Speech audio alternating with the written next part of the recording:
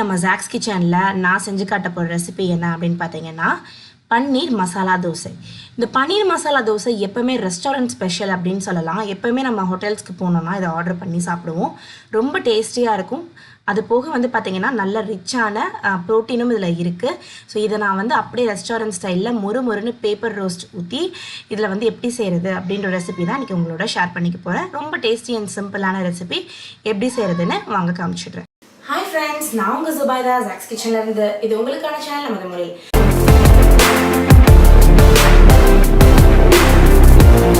இப்போ நான் இங்கே ஒரு ஸ்கில்லட் எடுத்து வச்சுருக்கேன். இதில் 2 டீஸ்பூன் எண்ணெய் விட்டுக்கிறேன்.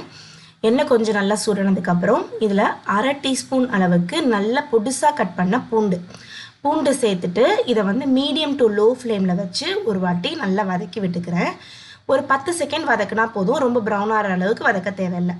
அடுத்து ஒரு வெங்காயத்தை நல்லா பொடிசாக கட் பண்ணி இதில் சேர்த்துட்டு இதையும் பூண்டோடு சேர்த்து நல்லா வதக்கி எடுத்துக்கலாம்.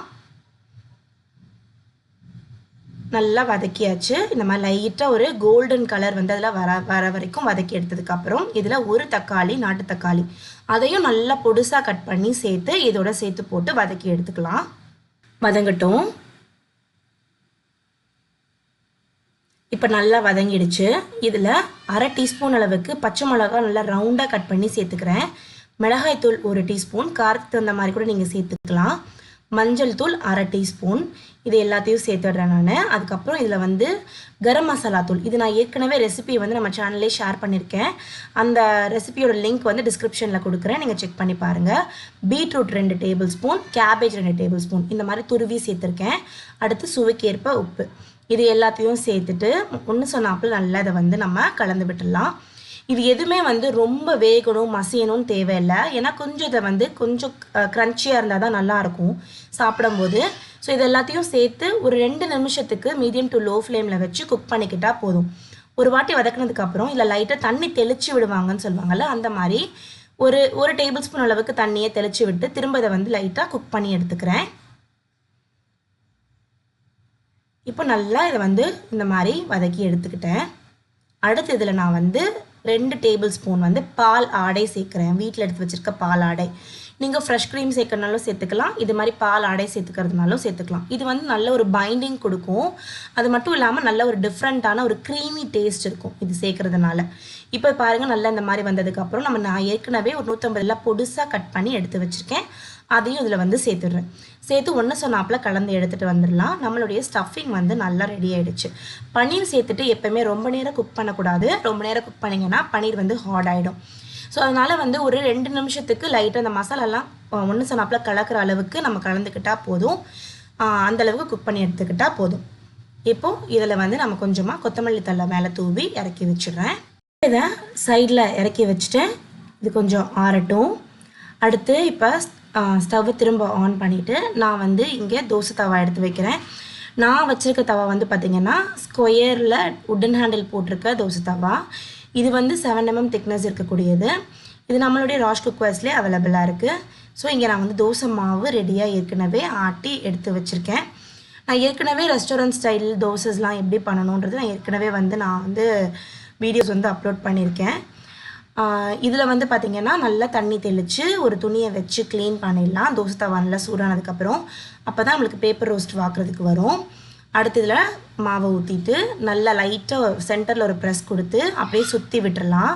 சுற்றி ஒல்லியாக எவ்வளோ தூரத்துக்கு எடுத்துகிட்டு வர முடியுமோ அவ்வளோ தூரத்துக்கு எடுத்துகிட்டு வந்துட்டோம் அப்படின்னா நல்ல ஒரு பேப்பர் ரோஸ்ட் லேயர் நம்மளுக்கு ரெடி ஆகிடும் தோசையில்.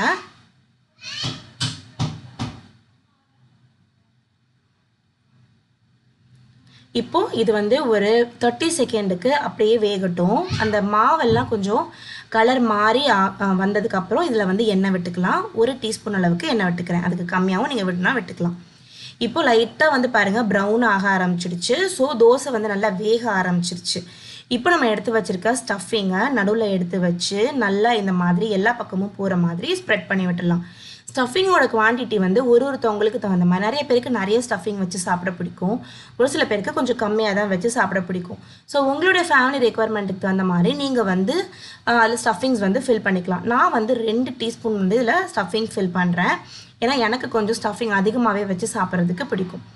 இந்த தோசை நம்ம செய்யும்போது ஒரு சட்னியோ சாம்பாரோ எதுவுமே எக்ஸ்ட்ராவாக தேவைப்படாது. இதுவே ரொம்ப டேஸ்டியாக இருக்கும். இதுலேயே அப்படியே நம்ம சாப்பிட்றலாம். இப்போ பாருங்கள், சைட்ஸில் நல்ல தோசை வந்து சூப்பராக அப்படியே பேப்பர் ரோஸ்ட் மாதிரி எழும்பி வர ஆரம்பிச்சிடுச்சு. இப்போது இது வந்து திருப்பி போடணும்னு தேவையில்லை, அப்படியே நம்ம மடித்து விட்டுறலாம். இந்த பக்கமும் மடிச்சிட்டோன்னா அப்படியே ரெஸ்டாரண்ட் ஸ்டைலில் சூப்பரான paneer masala dosa with paper roast ready ஆகிடுச்சு.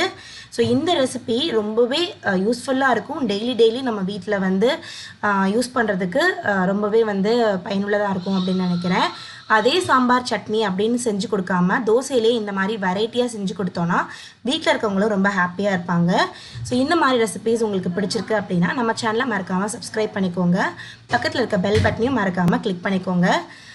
அண்ட் இந்த தோசையை செஞ்சு பார்த்துட்டு உங்கள் வீட்டில் என்ன கமெண்ட் கொடுத்தாங்க அப்படின்றத மறக்காமல் எனக்கு வந்து கமெண்ட் செக்ஷனில் சொல்லுங்கள். உங்கள் ஃப்ரெண்ட்ஸ் அண்ட் ஃபேமிலிஸோட இந்த வீடியோவை ஷேர் பண்ணிக்கோங்க. நான் உங்களை வேறொரு வீடியோவில் சந்திக்கிறேன். அது வரைக்கும் பை பாய்.